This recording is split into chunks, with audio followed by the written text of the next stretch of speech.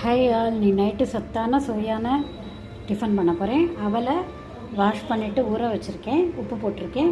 அப்புறம் தாளித்து கொட்டுக்கிறதுக்கு கடுகு, உளுத்தம்பருப்பு, கடலைப்பருப்பு, பச்சை மிளகா, கருவேப்பிலை, அப்புறம் கேரட்லாம் போட்டு வதக்கிட்டு, கொத்தமல்லி, தேங்காய் போட்டு வதக்கிட்டு, இந்த ஊற வச்ச அவல் நல்லா பதமானவொடனே இதையும் சேர்த்து போட்டு தேவையான உப்பு போட்டுட்டு பிடிச்சிட்டு பிடி கொழுக்கட்டை மாதிரி உப்புமா பிடி கொழுக்கட்டையை அவல் பிடி கொழுக்கட்டையை பண்ண போகிறேன். இப்போது கடுகு, உளுத்தம்பருப்பு, கடலைப்பருப்பு தாளித்து போட்டு அதிலே பெருங்காயம் போட்டு எண்ணெயிலேயே, அதுக்கப்புறமா கேரட்டு, பச்சை மிளகா, கருவேப்பிலெல்லாம் போட்டிருக்கேன். வதங்கட்டும். அப்புறம் தேங்காயும் இதுவும் போட்டு கருவேப்பிலையும் போட்டுட்டு கொஞ்சம் வதங்கின அப்புறம் தேங்காய் கொத்தமல்லியை போட்டுடலாம். கேரட் கொஞ்சம் வதங்கின அப்புறம் தேங்காய் ஒரு துளி பிஞ்சு மஞ்சள் பொடியும் போட்டேன். அப்புறம் கொத்தமல்லியும் போட்டு ஒன்றா வதக்கிட்டு அவலை போட்டுட்டு பிடிச்சிட்டு வைக்க வேண்டியதான். கொழுக்கட்டை ரெடி ஆகிடும். இந்த ஊற வச்ச அவலையும் இதோட சேர்த்து போட்டுட்டு கிளறிடலாம்.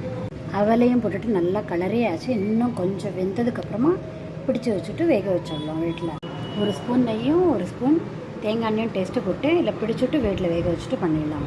கொழுக்கட்டைக்கு இப்படி பிடிச்சி வச்சுட்டு வெந்நீர் காயிருது, இதில் வச்சுட்டு 5-10 நிமிஷத்தில் அணைச்சிடலாம். சூப்பராக அவல் கொழுக்கட்டை ரெடி எடுத்து இந்த மாதிரிலாம் பண்ணி பாருங்கள். ரொம்ப டேஸ்ட்டாக இருக்கும்.